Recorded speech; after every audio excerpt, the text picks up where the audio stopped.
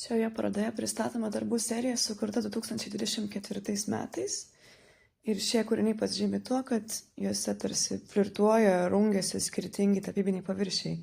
Vienas iš jų yra aliejinė tapyba ant forminių drobių, o kitas galbūt labiau netikėtas sprendimas tapyti glazūromis ant keramikos plytelių.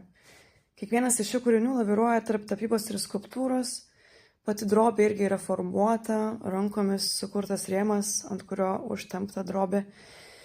Viskas atrodo šiek tiek koliažiška, galbūt tapyba šiuo atveju veikia netgi labiau kaip rėmas plytelių inkliuzams joje.